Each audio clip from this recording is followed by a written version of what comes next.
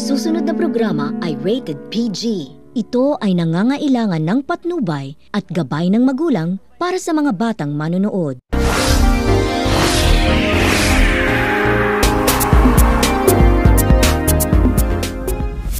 I just want this clear for all of us, Lucy. There's only one way to solve this problem. Don't tell me. DNA ko si Michael at si Gia. Teka muna. Katuwaan lang po ito para maiba naman. Buti at nakalaya ka na, Adam. Isi, naka-uwi pala. Yes, Lucy. At masaya naman ako. Nagpapasalamat ako sa mga tao for their prayers for my fast recovery. Lalong-lalo na sa mga doctors at frontliners. So, ano ang balak mo ngayon? Ang balak ko ngayon ay tuloy ang DNA test ni Zia at Michael. Labo pa yung eyeglass. Ano sinasabi mo? Ay, wala. Sabi ko, mabuti at gumaling ka na. Tapos na ba, Lucy, yung pag-impake ng mga relief goods para ipamigay natin sa mga tao?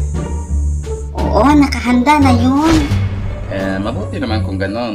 Kasi nakasalubong ko si Mayor kanina. Dala yung aso niya, yung German Shepherd. Masaya naman siya nung nabanggit ko na mamimigay tayo, may babahagi tayo na relief goods para sa mga tao. Nagulat na ako nung biglang bumahing. Ah, si Mayor? Ay hindi, yung aso. Buti at nakamask din. Si Mayor? Ay hindi, yung aso. Pero mabait naman. Yung aso?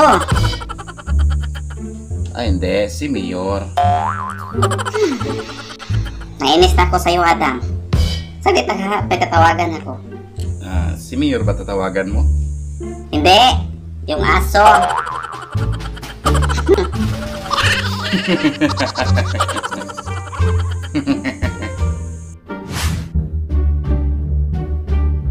Hello guys, what's up? Katawaan na po itong ginagawa natin guys. Parody, love trip episode ng Love Thy Woman. Kung ikaw ay bago sa aking channel at nagustuhan mo yung episode natin ngayon, please don't hesitate to click the subscribe button below and hit the notification bell para maging updated ka sa aking mga next videos. Yun lang po and see you next time.